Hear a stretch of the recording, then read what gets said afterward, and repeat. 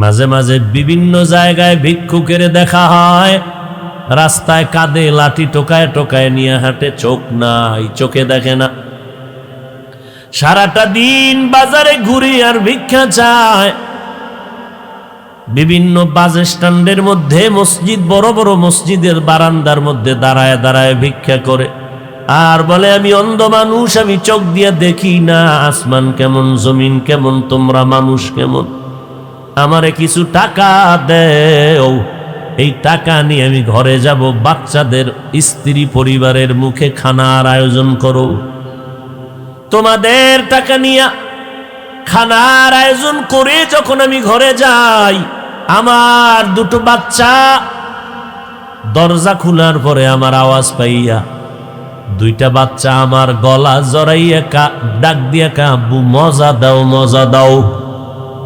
আমি দুই পকেট থেকে দুইটা চকলেট বের করে যখন দেই, আমার বাচ্চাগুলো গালের মধ্যে চুমা খায় আর বলে, আব্বু তুমি কত সুন্দর, তুমি কত ভালো। আমি চোখের পানি ছেড়ে কান্দি, ও দয়ার মালিক, আমার বাচ্চাগুলো বলে আমি অনেক সুন্দর, কিন্তু আমার কপাল বড় খারাপ, আমি আজও পর্যন্ত দেখতে পারি না বাচ্চাগুলো আমার কেমন সুন্দর। তুমি আমারে অন্ধ বানাইছো, আল্লাহ তো তোমাকে অন্ধ বানাইতে পারতো, এর নিব খারাপ। আজকে সারাটা রাত যারা মোবাইলে দিয়ে তাকাইয়া তাকাইয়া গুনাহ করে করে করে করে রাত কাটাও, মুহাম্মদের উম্মত না হইলে তুই রাতের মধ্যে দেখতি, ফজরের পরে তুই অন্ধ হয়ে গেছো। আমার মাওলা রাতের মধ্যে তোরে গজবে ধ্বংস করত, কেন করে না? তুই মুহাম্মদের উম্মত হয়ে বেঁচে গেছো। তবে পরকালের জুতার বাড়ি রেডি আছে, তওবা যদি না করো, লজ্জা না থাকলেই তো করতে পারো যে একবারও যদি চিন্তা করতি, যেই চোখ দিয়া বেগানার দিকে তাকাই, যেই চক্ষু দিয়া আমি গুনার কাজ করি, যেই চক্ষু দিয়া আমি নর্তকীর চেহারা দেখি, আল্লাহ যদি আমারে অন্ধ বানাইতেন আমি কেমনে দেখতাম? যেই হাত দিয়ে আমি জুলুম করি, আল্লাহ যদি আমার হাত না দিতেন কেমনে করতাম? যেই জিহ্বা নাড়াইয়া গালাগালি করি, যদি আমার জবান বন্ধ হয়ে যাইতো আমি কেমনে গালি দিতাম? আল্লাহ যদি আমার হাতটার আঙ্গুলগুলো না দিতেন, তাহলে আমি ফেসবুক নামের গজবের পৃষ্ঠায় কেমন করে আলেমের বিরুদ্ধে লিখতাম। এই নিমক হারাম, অকৃতজ্ঞ খোদার দুশ্মনেরা, যারা আলেমের বিরুদ্ধে লেখালেখি করো, মরার আগে তোর উপরে আল্লাহর গজব পড়বে, তুই শুধু টাইম গুনতে থাক। এই জমিনে আল্লাহ প্রমাণ যে আলেমের বিরুদ্ধে যাবে, এটাই তার নমুনা, ওর উপরে আল্লাহর অভিশাপ। ও আল্লাহ পাকের গজবের মধ্যে বান্দাদের একটা বান্দা যে আলেমের বিরুদ্ধে যায়। আর কারো বিরুদ্ধে লেখার সময় পাইলে না, লেখালেখি করো আলেমের বিরুদ্ধে, ইমামের বিরুদ্ধে, হুজুরের বিরুদ্ধে, কোরআনের বিরুদ্ধে, মাদ্রাসার বিরুদ্ধে। আল্লাহ হেদায়েত দান করুন। নেয়ামতের শুকর আদায় করো। আল্লাহ 5টা আঙ্গুল দিছেন, এক একটা আঙ্গুলে 4টা করে দাগ দিয়া দিলেন তসবিহ। বান্দা নামাজ পড়বি 5 বেলা, নামাজের সালামটা ফিরাইয়া মাত্র 2 মিনিট লাগবে। 33 বার সুবহানাল্লাহ পড়বি, ডান হাতের আঙ্গুলের কর গুনে গুনে সুবহানাল্লাহ সুবহানাল্লাহ। 33 বার আলহামদুলিল্লাহ পড়বি, 34 বার আল্লাহু আকবার পড়বি, ডান হাতের হক আদায় হয়ে যাবে। আল্লাহ 2টা চক্ষু দিছেন নাপাক দেখার জন্য না, বেগানাটিয়ে তাকাইয়া জিনার গুনাহ করার জন্য দেয় নাই। আজকে চেহারাটা দেখো না রে বাবা, আয়নার সামনে নিয়ে দেয়। 40 বছরের আগে তোর চেহারায় কোনো ক্রিম লাগবে না, পাউডার লাগবে না, চেহারা ঝলমল করবে আমার, কারণ আমার আল্লাহ পুরা বডির মধ্যে চেহারাটা কুদরতের হাত দ্বারা বানায় দিছে। দেখো না, শীতের মধ্যে, গরমের মধ্যে হাত মোজা পাও মোজা লাগাইয়া পুরা শরীরটারে পোশাক দিয়া ঢাকিয়া মাত্র চোখ 2টা কলা রাইকা বের হয়ে গেলাম। যত ধুলা বালু চেহারায় বডির মধ্যে যায় না, পোশাক পর্দা, যত বৃষ্টি পড়ে সব বডির মধ্যে, চেহারায় লাগে, বডিতে তেমন লাগে না, পোশাক দিয়ে কাবার দিয়ে লাগানো। কিন্তু মাওলার কুদরত তাকায়া দেখ, গোসলখানায় যখন ঢুকতে যাও, ও বান্দা নজর করে দেখবা, তোমার জামা কাপড় খুলবা, শরীরে 1000 বালতি পানি দাও, সাবান না দিয়া ডলা না দিলে, তোমার মেসেজ না করলে শরীরের ময়লা যায় না, অথচ পোশাক দিয়ে আটকায় রাখছো।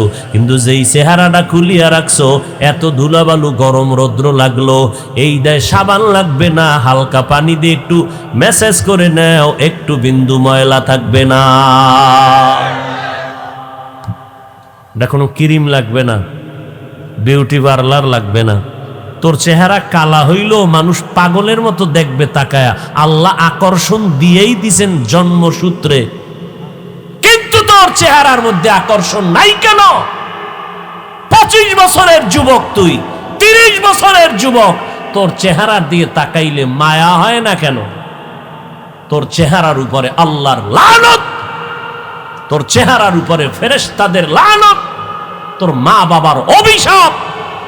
চরিত্রহীন তুই গুনাহ করে করে করে করে চেহারা নষ্ট করে ফেলেছো। পৃথিবীর কোনো মেডিসিন আর মরার আগে তোর চেহারা ভালো করতে পারবে না। তুই বিউটি পার্লারে যাবি, ওইগুলো দিবি, চেহারা আরো নষ্ট হবে। এই সমস্ত মেডিসিন দিয়া চেহারা যদি ভালো করা যাইত, তা কালা মানুষ দুনিয়াতে একটাও থাকতো না। থাকতো? বরং ওই সমস্ত আলকাতরা, ময়দা এডি লাগানোর পর রৌদ্র লাগলে গজব শুরু।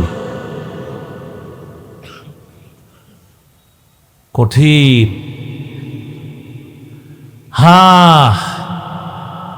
এই জন্য আল্লাহ বলে, মানুষ বড় নিমক হারাম।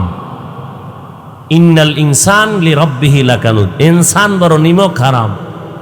আল্লাহটা খায়, আল্লাহরে গালি দেয়, আল্লাহর বিরুদ্ধে যায়। আল্লাহ তাআলা বলেন, নেয়ামত পেয়েছো, শুকর আদায় করো। আল্লাহ তাআলা যাকে যেই নেয়ামত দান করেছেন, শুকর আদায় করো।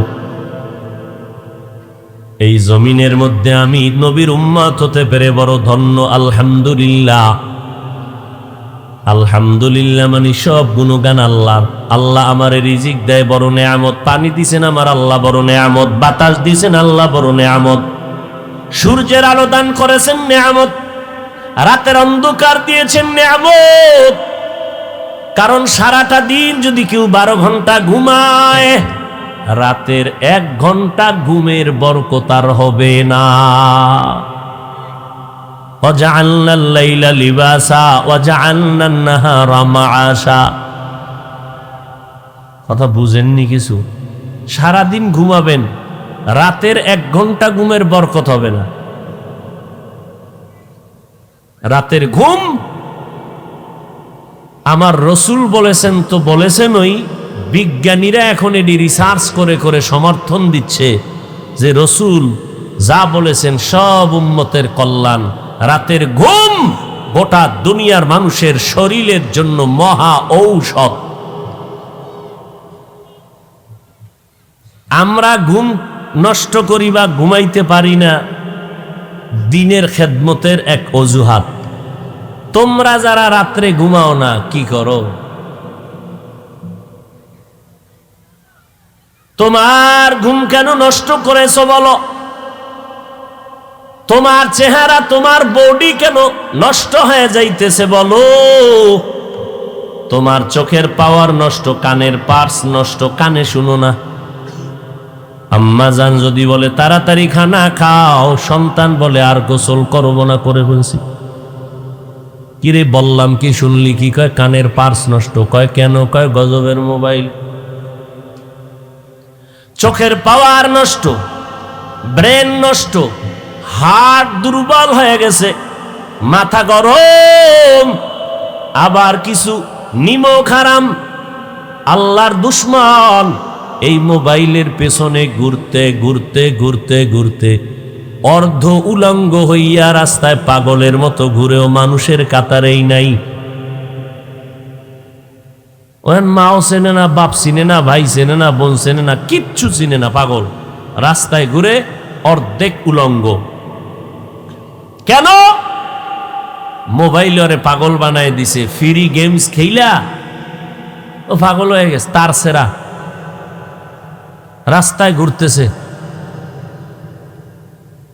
চলাফেরার অঙ্গি ভঙ্গি হঠাৎ করে ভালো মানুষটা প্রতিবন্ধীর মতো হয়ে গেছে এই মোবাইলের কারণে। এই যে ফ্রি গেমস খেলিয়া বহু যুবক পাগল হয় নাই? এই যুবক, আমি তো জানি না, শুনছি, তোরা সাক্ষী দে, হইছে? এবার তুই কবে হবি একটু টাইমটা গণনা কর। হাসো কেন? হাসো কেন? হাসির কথা বলছি?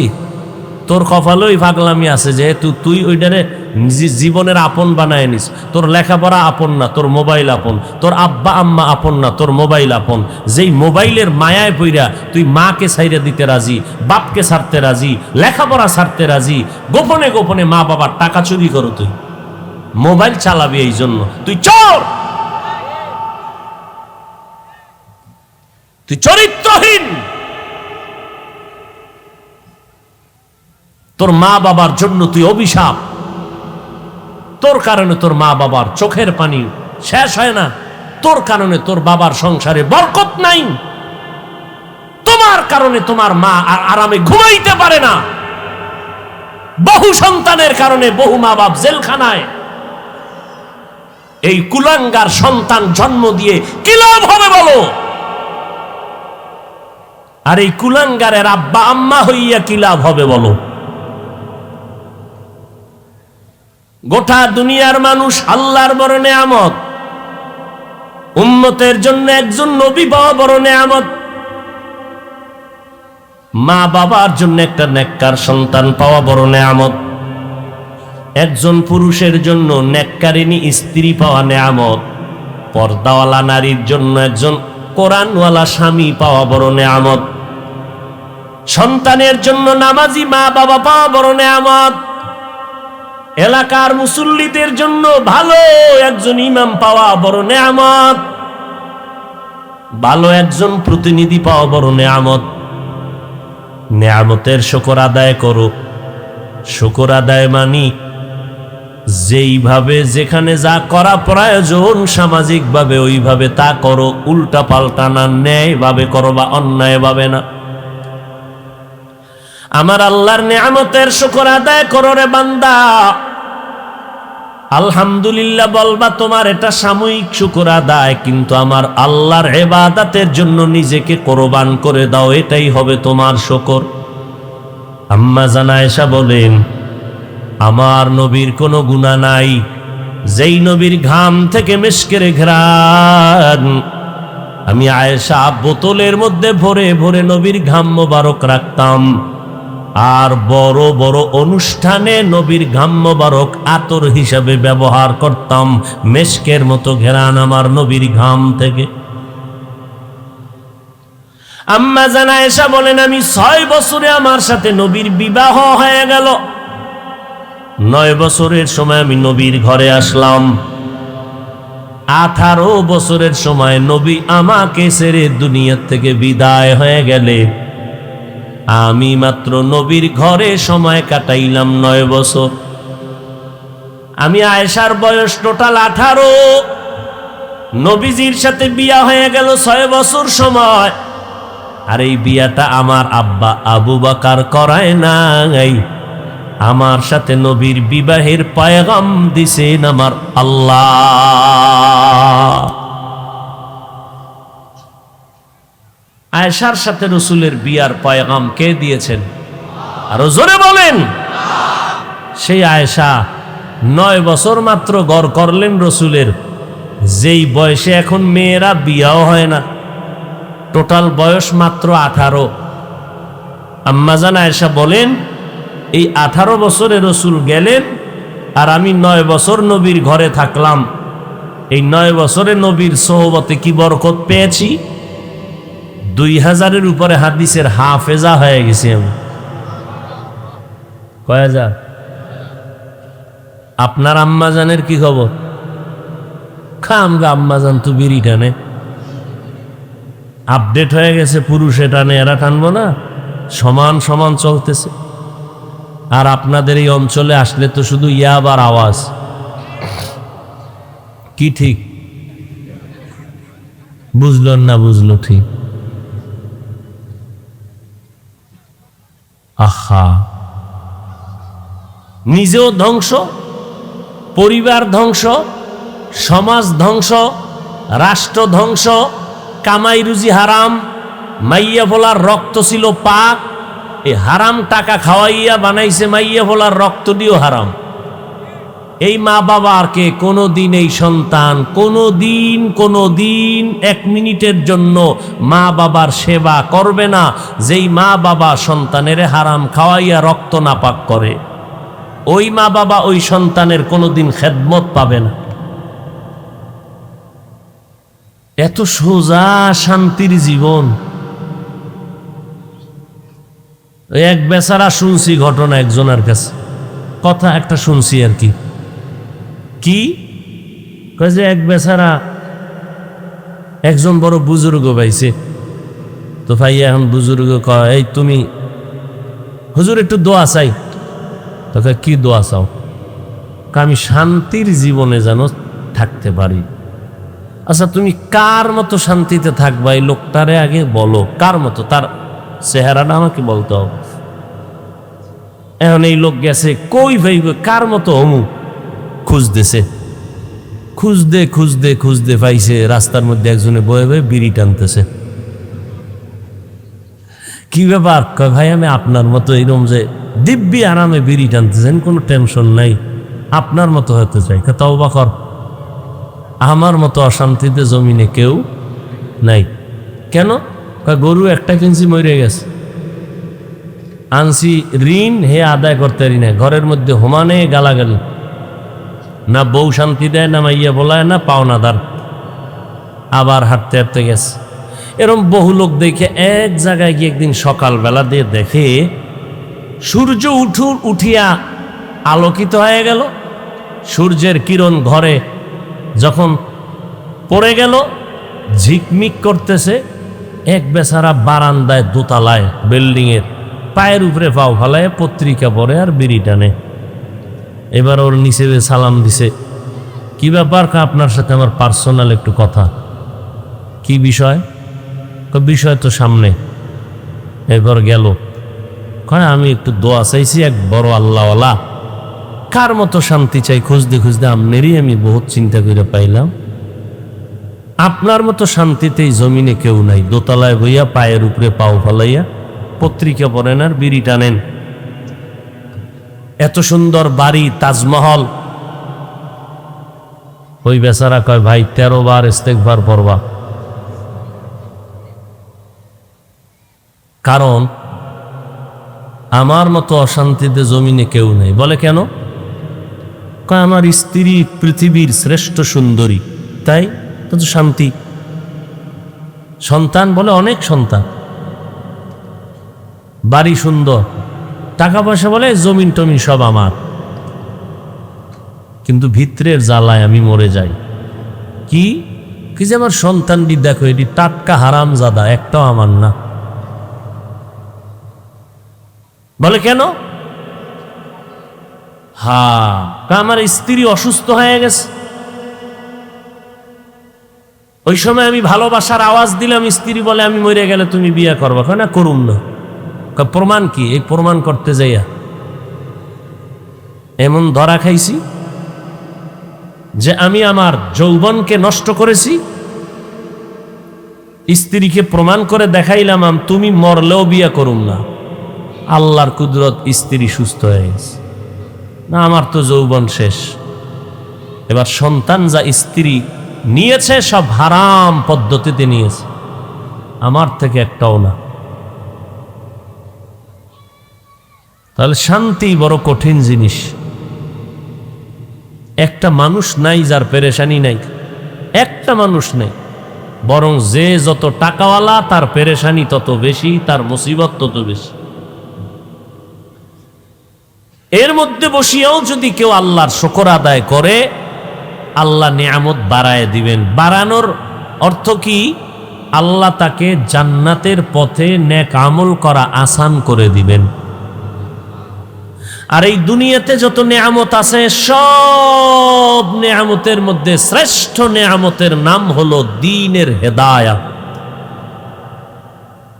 বাড়ি পাইলাম, গাড়ি পাইলাম, টাকা পয়সা সব পাইলাম, হেদায়াত পাইলাম না, কিছুই পেলাম না। আর আমার বাড়ি নাই, গাড়ি নাই, টাকা নাই, পয়সা নাই, আমি দ্বীনের পথে চলতেছি, নামাজ পড়ি, পর্দা করি, হালাল খাই, আলু ভর্তা দিয়া, মরিচ ভর্তা দিয়া খানা খাই, স্ত্রীকে নিয়ে থাকি, আমার ঘরে কোনো টেনশন নাই, আমার স্ত্রী নুন ভাত খাইয়াও শুকর আদায় করে, নামাজ পড়ে। আমি যখন কাজে যাই, আমার স্ত্রী ঘুমায় না, নামাজ পড়ে পড়ে আমার জন্য দোয়া করে, ও আল্লাহ আমার স্বামীর কামাইয়ের মধ্যে বরকত বাড়ায় দাও, তুমি চলার পথে হেফাজত করো। আমার সম্পদগুলো আমার স্ত্রী হেফাজত করে, আমার সন্তানগুলোকে লালন পালন করে, আদর্শওয়ালা বানায়। আমি আল্লাহর শুকর আদায় করি, আমার মতো শান্তিতে কেউ নাই। কারণ আমি বাড়ি গাড়ি টাকা পয়সা যদিও পাই নাই, আমি আল্লাহর হেদায়াত পেয়েছি। আর এক বান্দা বাড়ি গাড়ি টাকা পয়সা সব আছে, কিন্তু হেদায়াতের পথে নাই। স্ত্রীর হাতের রান্নাটা পর্যন্ত স্বামী খাইতে পারে না, কারণ চৌধুরী বংশের মাইয়া, আগুনের কাছে গেলে চেহারা ঝলসে যাবে, কালার ডিসকালার হয়ে যাবে। এই জন্য চৌধুরী বংশের মাইয়া কয়, আমি পাকাইয়া তোমারে খাওয়াইতে পারবো না, কাজের মাইয়ার হাতের রান্না খাইয়া মরো। যেই কাজের সন্তান পবিত্র পরিচ্ছন্ন অবস্থায় থাকে না, হয়তো কাজের সন্তান রান্না করে দিবে, না হয় হোটেল থেকে এনে খাবে। অথচ আলহামদুলিল্লাহ, যারা নেককারিনী স্ত্রী, নামাজি বান্দি পাইছেন, এমন আল্লাহর বান্দা সেজদায় পড়ে শুকর আদায় করে নেয়, স্ত্রী নামাজ পড়িয়া রান্না করে, আলহামদুলিল্লাহ। এমন আল্লাহর বান্দিরা আছে ঘরের মধ্যে, যারা পাঁচ বেলার নামাজ পড়ে বেপর্দায় চলে না। ও পর্দার আড়ালের আম্মা জানেরা, আপনাদের ভাগ্য কত ভালো, আপনাদের মর্যাদা কত বেশি। আল্লাহর নবী আপনাদের মর্যাদা বাড়ায় দিয়েছেন, কারণ আপনারা নবীদের মা, আপনারা সাহাবায়ে কেরামের মা, আপনারা আউলিয়ায়ে কেরামের মা, আপনারা বড় বড় আদর্শওয়ালা সন্তানের মা। এরে আম্মা জান, আল্লাহ আপনাদেরকে এত সম্মান দান করেছেন। আপনারা খাদিজা রাদিয়াল্লাহু আনহার মতো নারী, ফাতেমা রাদিয়াল্লাহু আনহার মতো নারী, আয়েশা রাদিয়াল্লাহু আনহার মতো নারী। এরে আম্মা জান, যারা নামাজি বান্দি এখনো এই জমিনে এখনো আছে, এখনো যে ঘরের মধ্যে 24 ঘন্টা থাকে, মাথার ওড়নাটা কখনো ফালায় না, এবং যতবার রান্না করে বিনা অজুতে রান্না করে না। এইরকম হাজারে একটা বউ যদি কেউ পায়, সে বিনা হিসাবে জান্নাতে যাবে, বিনা হিসাবে যাবে। তবে এক হাতে তালি বাজে না, বিনা বাতাসে পানি লড়ে না। ঠিক স্বামী আর স্ত্রী একজন একদিক আর একজন আর একদিক হলে হবে না, দোনোজনার মন একদিক হলে ওই বাগানে জান্নাতের ফুল ফুটবে, না হয় হবে না। স্বামী বেচারা বয়ান শুনিয়া দিলটা নরম, সন্তানটারে চায় নামাজি বানাবে, কোরআন পড়ানেওয়ালা বানাবে। স্ত্রী যদি না চায় হবে না, আবার স্ত্রী চায়, স্বামী যদি না চায় হবে না। এই জন্য মনের মানুষ পাওয়া বড় কঠিন। আল্লাহ আইন করে দিছেন, হুন্না লিবাসুল লাকুম ওয়া আনতুম লিবাসুল লাহুন্না। স্ত্রী স্বামীর ইমানের পোশাক, স্বামী স্ত্রীর ইমানের পোশাক। এরে নবীর উম্মতের দল, নবীজি বলেছেন, যেই নারীরা ঘরের মধ্যে মাথার ওড়না রাখে না, কেউ দেখুক আর না দেখুক, ওই ঘরে রিজিকের বরকত থাকে না। আর যার বরকত লাগে না, তার থাকা না থাকা কি? হাজার না লাখে একজন হেদায়াত পাওয়ারও বড় মুসিবত। পাবে না বিদায় আমাদের বয়ান কি বন্ধ করে দেওয়া হবে? না, আশা আমাদের বড়, একজন যদি হেদায়েত পায় এর বরকতে আমাদের জিন্দেগির সফলতা ফিরে আসবে। এরে আল্লাহর বান্দা, ও মা বোনেরা, ও যুবকেরা, ও বৃদ্ধ বাবাজিরা, আল্লাহর নেয়ামতের শুকর আদায় করে নাও, আল্লাহর হুকুম মতো জীবন চালাও। আল্লাহ তাআলা তোমাকে আরো নেয়ামত বাড়ায় দিবেন। তুমি মরিয়া গেল অমর হইয়া থাকবা, মানুষের মুখে মুখে শুধু দোয়া চলবে, লোকটা বড় ভালো ছিল, লোকটা বড় ভালো ছিল, এটাই দোয়া। কেউ মুখের থেকে ভালাবে না। আর কেউ মরলে কয়েকটা ঝামেলা গেল, এটাও একটা বড় দোয়া। আল্লাহর দেওয়া নেয়ামত, জবানের হক আদায় করো, কানের হক আদায় করো, চোখের হক আদায় করো, পায়ের হক আদায় করো, মা বাবার হক আদায় করো, ভাইয়ের হক, সন্তানের হক, স্বামীর হক, স্ত্রীর হক আদায় করো রে বান্দা। এরে আম্মা জান, সংসার জীবনটাকে জান্নাতের বাগান দিয়ে সাজাইতে হলে স্বামী আর স্ত্রীর দুজনের এক মন লাগবে। তবে তুলনামূলক স্ত্রী একজন ভালো যদি হয়, স্বামী একটু আঁকা বাঁকা থাকলেও স্বামীকে ভালো রাস্তায় নেওয়া সম্ভব। কেমনে? আপনি চাকরি করেন, বেতন 20,000, মাস শেষ বেতন নিয়ে গেলেন 22,000। স্ত্রী যদি জিগায় স্বামী 2,000 বেশি কেন? قال النبي صلى الله عليه وآله وسلم حب الدنيا رأس كل خطيئة। দুনিয়ার লোভ, ভালোবাসা সব ধ্বংসের কারণ। সাউন্ডটা ডাউন হলো কেন? উপর উঠাও। দুনিয়ার লোভ সব ধ্বংসের কারণ। যত মানুষ দেখেন লাইনচ্যুত হয়ে গেছে সারা দুনিয়ায়, কিসের লোভে বলেন? জোরে বলেন। হযরতে আলী রাদিয়াল্লাহু তাআলা আনহু বলেন, আদ-দুনিয়া জিফাতুন ওয়া তুল্লাবুহা কিলাব, অথবা দুনিয়া জিফাহ ওয়া তালিবুহা কিলাব। হযরতে আলী এক সময় রসুলের আপন লোক, চাচাতো ভাই, পরে সাহাবী, পরে জামাতা, যিনি 7 থেকে 12 বছরের মাঝখানে এসে রসুলের হাতে হাত দিলেন। নবীজি কলিজা ভরে দোয়া করলেন, আনা দারুল হিকমাহ ওয়া আলিয়ুন বাবুহা, আমি মুহাম্মদ ইলম হিকমতের ঘর, আর এই ইলম হিকমতের ঘরের দরওয়াজা আমার আলী।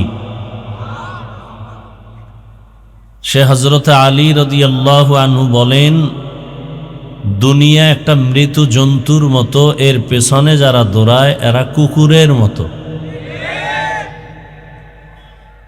একটা গরু যদি মরে যায়, এগুলো খাওয়ার জন্য মূলত 3 শ্রেণীর প্রাণীরা পাগল পাড়া হয়ে যায়। খুব খেয়াল করেন, মৃত জন্তু চতুষ্পদ, এগুলো খাওয়ার জন্য কয় শ্রেণীর প্রাণীরা পাগল? শিয়াল, শকুন আর কুত্তা। শিয়াল, শকুন, কুত্তা। হযরতে আলী শিয়ালের কথা না বলে দুনিয়াদারদেরকে কুকুরের সাথে তুলনা দিলেন, শকুনের সাথে না দিয়া। কারণ কি? এর কারণ হলো, দুনিয়া লোভীরা যেই পরিমাণ দুনিয়া দুনিয়া করে পাগল পারা থাকে, অল টাইম নামাজে দাঁড়াইলেও দুনিয়া, ঘুমের মধ্যেও দুনিয়া। এই লোকগুলো শিয়ালের মতো না, এই শকুনের মতো না। কিসের মতো? কুকুরের মতো। বলে কারণ, শকুনে এই মৃত জন্তু দিনের বেলা খায়, রাতে রেস্ট নেয়। শিয়ালে বলেন না কেন, রাতে খায়, দিনে কুত্তা দিনেও খায় রাতেও খায়, অল টাইম পাগল। আর খায় কি? নিজে সব খেতে চায়, শেষে নিজে মোটেও পায় না। এই দুনিয়া দুনিয়া দুনিয়া যারা করে, এরা দিনেও খায় রাত্রেও খায়, ঘুমের মধ্যেও দুনিয়া, হাঁটতে চলতে সর্ব অবস্থায় দুনিয়া। শেষ পর্যন্ত এই দুনিয়া দুনিয়া কইরা ওর ডানে বামের বন্ধুরা সব খায়, ও নিজে কিছুই পায় না। কি 10 তলা বিল্ডিংওয়ালা বিল্ডিংই কামাই করলো বানাইয়া, এখন কলাপাতা বিছায় জঙ্গলে ঘুমায় কেন? হারামে কি নাই? আরাম নাই। তাহলে দুনিয়া লোভীরাই আখেরাতের বিরুদ্ধে, ইসলামের বিরুদ্ধে, আল্লাহ রসুলের বিরুদ্ধে, কোরআনের বিরুদ্ধে অবস্থান নেয়। দুনিয়া লোভীরাই আহলে হকের বিরুদ্ধে চলে যায়, আলেমদের বিরুদ্ধে যায়। আবার আলেমরাও যে যদি লোভে পড়ে যায়, তারাও উল্টাপাল্টা হয়ে যাবে। এই লোভ 3 প্রকার। দুনিয়ার লোভ কত প্রকার? হুব্বে যা, হুব্বে মাল, হুব্বে নিসওয়ান। সম্মানের, চেয়ারের লোভ, ক্ষমতার লোভ। আর একটা হলো টাকা পয়সার লোভ, আর একটা হলো যৌবনের লোভ। ফেরাউন ফকির থেকে ধনী, ক্ষমতার চেয়ারে বসে বলল, আমি নিজেই তো খোদা। শুধু খোদা না, আনা রব্বুকুমুল আলা, আমি সব থেকে বড় খোদা। কিসের লোভ? কিসের লোভ? ক্ষমতার লোভ। ক্ষমতার লোভ। ক্ষমতার লোভে পড়ে নমরুদ ইব্রাহিম নবীর সাথে কি না বেয়াদবি করলো, ফেরাউন মুসা নবীর সাথে বেয়াদবি। এরকম সবাই। কারুন লোভে পড়ে মুসা নবীর সাথে বেয়াদবি করলো। কিসের লোভ জানা থাকলে বলেন তো? টাকার লোভ। কারুনের কিসের লোভ? টাকার লোভ। জাকাত দেয় না। আমাদের দেশে 3 লাইনের লোভী আছে না নাই? ক্ষমতার লোভে ইমামের উপরে হামলা, ক্ষমতার লোভে আলেমদের বিরুদ্ধে কথা। কি বলে? হুজুরেরা আবার কেন রাজনীতি করে? মক্কার কাফের মুশরিকরা বলতো, মোহাম্মদ যদি নবী হয় তো বাজারে যায় কেন? নবীরা বাজারে যাবে না। কোরআন হাদিসে যা আছে, আল্লাহ যা করতে বলেছেন, আল্লাহর হুকুম অনুযায়ী করলেই সেটা ইবাদত, এবং সেটা করবে, এতে কোনো বাধা নেই। তো ক্ষমতার লোভে পড়ে বহু মানুষ নিজেকে ধ্বংস করে ফেলেছে। আবার কেউ টাকার লোভে সত্যকে মিথ্যা, মিথ্যাকে সত্য, হালালকে হারাম, হারামকে হালাল, শুধু টাকার লোভে পড়ে ভালো ভালো জিনিসকে 2 নাম্বার করে মিথ্যার আশ্রয় নিয়ে এরপরে বিক্রি করে। টাকার লোভ। কি? বিক্রি করা মাল ফেরত নেওয়া হয় না, এই কথা যারা দোকানে লেখে, কিসের লোভ? কথা বলেন না কেন? টাকার লোভ। টাকার লোভে পড়ে একটা চায়ের দোকানওয়ালা চায়ের দোকান দেয় সুদের টাকায়। কিসের লোভ? টাকা। সুদের টাকায় ব্যবসা, ফ্যাক্টরি। আবার আপনারা এদেরকে নিয়ে মাথায় তুলে ঢুকাইছেন এমন জায়গায়, পৃথিবীতে মসজিদ থেকে দামি কোনো জায়গা আছে? আছে? সেই জায়গার সদস্য একটা সুদখোর হলো কেন? মসজিদের কমিটির মধ্যে সুদখোর আসলো কেন? যেই সুদখোর অল টাইম তার মা, আপন মায়ের সাথে জিনার গুনায় লিপ্ত, যেই সুদের সাথে জড়িত বান্দার নামাজ, রোজা, হজ, যাকাত কিছুই কবুল হবে না, সে মসজিদের মতো জায়গার দায়িত্বে আসলো কিভাবে?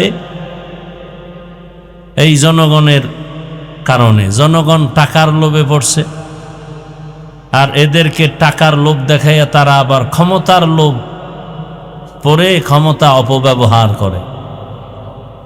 কেমন লোভে পড়ছেন আপনারা? অপেক্ষায় আছেন আসবে কবে সে ভোটের আগের রাত, টাকায় সব বিক্রি হয়ে যাবেন পশুর দামে। পশুর দামে বিক্রি হলেও তো ভালো। বাজারে একটা ভালো মানের মুরগি কিনলে 800 থেকে 1000 টাকার প্রয়োজন। ভালো মানের একটা ছাগল কিনলে ফতুল্লায় 15 থেকে 20,000 টাকার প্রয়োজন। একটা গরু কিনলে কত? 1 লাখ। আর সোনার বাংলার আশরাফুল মখলুক আপনারা ভোটের আগের রাতে বিক্রি হবেন বাজার দরে 500 টাকায়। তার মানে আপনার দামটা ছাগলের সমানও নাই। কি বুঝলাম? যে আপনি ছাগলের থেকেও খারাপ, আপনি গরুর থেকেও খারাপ, আপনি শূকর থেকেও খারাপ, আপনি কুকুর থেকেও খারাপ। আপনি মানুষ না অমানুষ। আপনি কি অমানুষ। যেই চোরারা শ্বশুর বাড়ির থেকে যৌতুক খায়, ওরা আজীবন বউয়ের গোলাম হয়ে থাকে, কথা বলতে পারে না। এই নেতা ফেতাগো টাকা খাইয়া এরপরে এগো আল্লাহর ঘরের মধ্যে ঢুকানো হলো।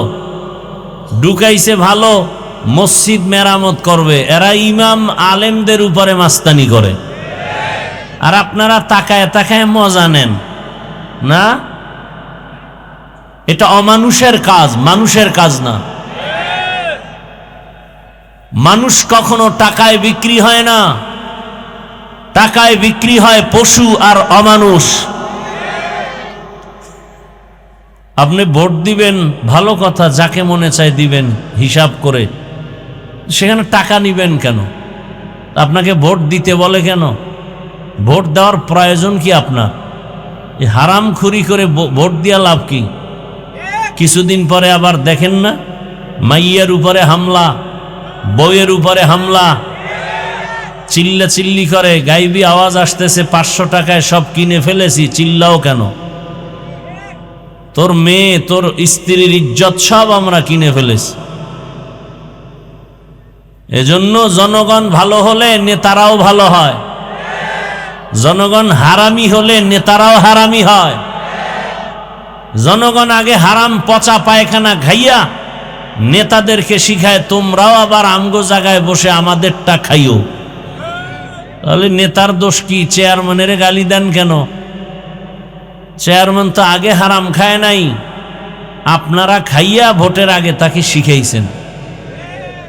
টাকার বিনিময়ে 1 নম্বরে যদি কেউ টাকা খেতে চান, আমার বয়ানে যে হেদায়েত তা তো না।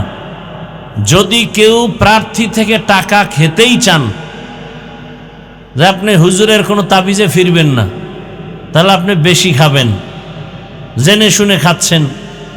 নাম্বার 2, ওয়াদা করবেন যেই চোরারা টাকা দিবে ওদেরকে ভোট দিবেন না। পারবেন? পারবেন? ওরা 2 নম্বর, 1 নম্বর নয়। আমাদের কাছে দোয়া চায় 13 প্রার্থী, এমপি হবে কয়জন? 13 জনে দোয়া চাইতেছে, 13 জন এমপি হবে? হ্যাঁ, কি দোয়া করবো? আল্লাহ যার দ্বারা দেশের উপকার হবে, জাতির কল্যাণ হবে, ইসলামের উপকার হবে, তাকে বিজয় করো। এর থেকে আর ভালো দোয়া আছে? কিন্তু ইসলামের নাম নিয়ে যেন কেউ ভণ্ডামি করার সুযোগ না পায়। বিবেক দিয়া কাজ করবেন। 2 নম্বর লোকেরে দিবেন না। 2 নম্বর কারা? দুনিয়া লোভী যারা, দুনিয়া লোভী যারা। আল্লাহ হেদায়েত দান করুন।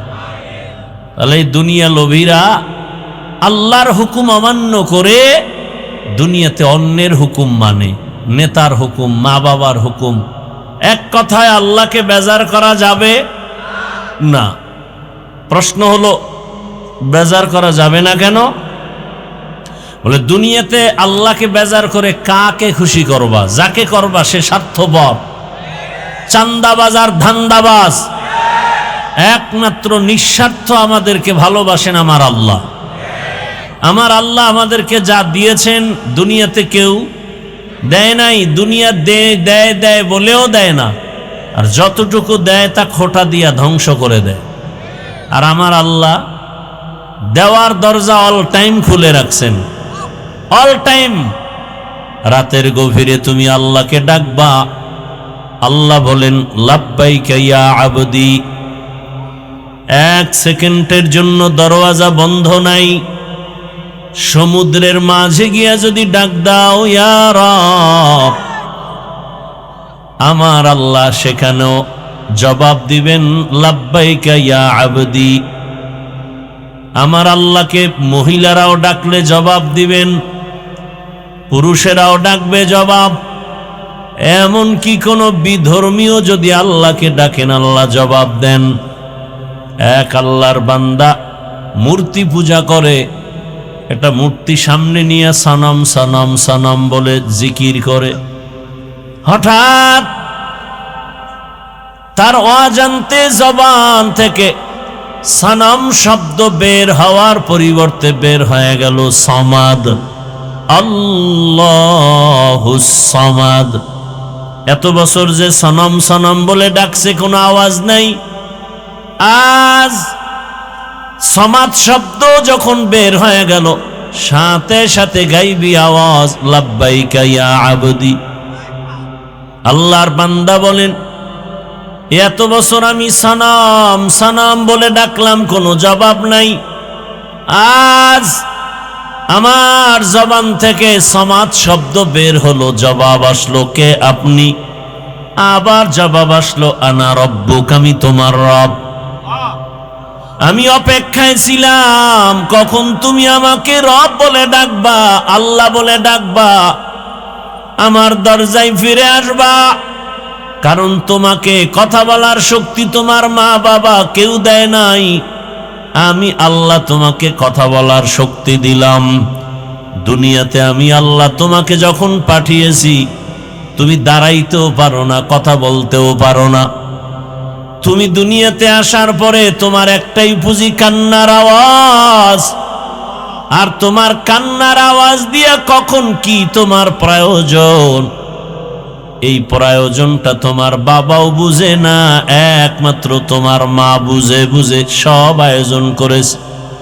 তুমি কান্না করেছো, বুঝাইতে চেয়েছো তোমার বড় ক্ষুধা লাগছে, মা তোমার কান্নার ভাষা বুঝে খানার আয়োজন করেছেন। তুমি কান্না করেছো, মা সারা বাবা পর্যন্ত বুঝে নাই। বাবায় বলে বাচ্চা কাঁদে কেন, খানা দেও। মা বলে 5 মিনিট আগে খানা দিয়েছি, আবার কেন খানা দিব। বাবায় বলে তো কান্না করে কেন। মা বলে এই কান্নাটা তার ঘুমের আগের কান্না, খানার কান্না না। ঘুম যাবে বিদায় বাচ্চা এখন কান্না করে। আল্লাহ বলেন আমি আল্লাহ তোরে দুনিয়াতে পাঠানোর পর একটা মা বাবাও কোনোদিন আমাকে বলে নাই কথা বলার শক্তি দাও। কোনোদিন তোর মা বাবা বলে নাই আমার সন্তানের দাঁত নাই, দাঁত দাও। হাঁটতে পারে না, হাঁটার শক্তি দাও। যখন যেটার প্রয়োজন আমি আল্লাহ চাওয়ার আগে সব ব্যবস্থা করে দিয়েছি। আমি আল্লাহ পাক সব কিছুর আয়োজন করেছি। তোরে হাঁটার শক্তি দিলাম, কথা বলার শক্তি দিলাম, দেখার শক্তি দিলাম। এখন তুই কচি কণ্ঠে আব্বু বলে ডাক দাও, বাবার কলিজা ঠান্ডা হয়। কচি কণ্ঠে তুই আম্মুকে আম্মু বলে ডাক দাও, মায়ের কলিজা ঠান্ডা হয়। আমি আল্লাহ বাধা দেই নাই। তুই মাকে মা বলে ডাকবি, বাধা নাই। বাবাকে বাবা বলে ডাকবি, বাধা নাই। কিন্তু তোর মা বাবা সামান্যতম তোমার খানা দানা বস্ত্র বাসস্থানের ব্যবস্থা করেছে, আর আমি আল্লাহ যে তোরে জিব্বা নামের মেশিন দিয়া কথা বলার শক্তি দিলাম। আমি আল্লাহ অপেক্ষায় থাকি। মাকে ডাকো, বাবাকে ডাকো, মাঝে মাঝে আমি আল্লাহকে একবার আল্লাহ বলে ডাক দিবা। যদি একবার আল্লাহ বলে ডাক দেও, আমি আল্লাহ তোমার দিলের হালাত জানি, চাওয়ার আগেই সব ব্যবস্থা করে ফেলবো। আতিনা ফি দারে দুনিয়া না হাসান আতিনা ফি দারে উকবানা হাসান ইয়া গিয়াসাল মুস্তাগীসিন ইহদিনা লাফতিখারা বিল উলুমে ওয়াল গিনা হর গরিদে নেকতু তৈয়ার হ্যায় जो न मांगे उससे तू बेजार है। আল্লাহ তাআলা বলেন, আমাকে দুনিয়াতে যে তোকে কিছু দেয় সব স্বার্থপর। তাকায়া দেখ, স্বার্থে আঘাত লাগার কারণে মা সন্তানকে মেরে ফেলেছে, আবার সন্তান মায়ের গায়ে হাত তুলে স্বার্থের কারণে। আর আমি আল্লাহ কেমন দয়ার মালিক, আমি আল্লাহ পাক এত মায়ার দরজা দিয়ে আমি তোকে আদর করি। আমি যদি সামান্যতম স্বার্থপর হইতাম, আমার দেওয়া পানি, আমার দেয়া সূর্যের আলো, চাঁদের আলো, আমার দেয়া জমিনের ফসল, গাছের ফল, নদীর মাছ খাও, আবার আমার দেওয়া নেয়ামত ভোগ করিয়া আমার হুকুম মতো নামাজে যাও না। ফজরে তোরে ডাক দিলাম, আয় মসজিদে গিয়া হাজিরা দাও, মসজিদের হাজিরায় তোমাকে পাওয়া যায় নাই, আমি আল্লাহ বেজার না। আবার তোমাকে জোহরের হাজিরায় ডাক দেওয়া হলো মুয়াজ্জিনের দ্বারা, জোহরের হাজিরায় যাও নাই, আমি আল্লাহ তোমাকে আবার আসরে ডাক দেওয়ার ব্যবস্থা করলাম, আমি রাগ করি নাই। যদি আসরও আসতে পারো, ফজর জোহরের সব গুনাহ মাফ করে দিব। বান্দা আসরও আসো নাই, আমি আল্লাহ রাগ না করে আবার মাগরিবে ডাকার আয়োজন করলাম। আসো নাই, এশায় ডাকলাম, সেখানেও হাজিরা দাও নাই। মুয়াজ্জিনের মাধ্যমে ডাকার পর, আলেম ওলামার ডাকার পরেও আসো নাই। এবার আমি আল্লাহ কেমন দয়ার মালিক, আমি আল্লাহ নিজে রেডি হয়ে গেলাম, আমি নিজেই তোমাকে ডাকার জন্য হাজির হব। আমি আল্লাহ নিজেই ডাকার জন্য রেডি। অতিও গভীর হয় রজনী যখন, নীরবে প্রভুর নাম জপিও তখন। প্রভুর করুণা যদি পাইবারে চাও, গভীর রাতে উঠে প্রভুর গুণগান গাও। আল্লাহ তাআলা প্রতিদিন রাতের শেষ ভাগে ডাকতে আসেন। প্রথম আসমানে এসে ডাকেন, আলা মিন মুস্তাগফিরিন ফাগফির আলাহ। কে গুনাহ করেছো? পাহাড় পরিমাণ গুনাহ করেছো, 20, 30, 40, 50 বছরে। আমি রব ডাকতে আসছি, ক্ষমার দরজা খুলে ডাকতেছি। হাতের গুনাহ, চোখের গুনাহ, জবানের গুনাহ, অন্তরের গুনাহ। একবার যদি বিনয়ের সাথে চোখের পানি ছেড়ে ডাক দিয়া বলো, ইয়া রাব্বি গফিরলি, ও রব আমাকে দয়া করে মাফ করে দেন। আল্লাহ বলেন, তোর গুনাহ করিয়া পাহাড় বানাইতে লাগছে 50 বছর, আর আমি তোকে ক্ষমা করতে 1 সেকেন্ডেরও সময় লাগবে না। আমি আল্লাহ পাক তোকে ক্ষমার জন্য ডাকতেছি। ওঠ। গভীর রজনীতে জমিনের সব নীরব, গাছের পাখিরা ঘুমায়, নদীর মাছ ঘুমায়, সব প্রাণীরা ঘুমায়। এই সময় আমি ডাকতেছি, জবাব দাও।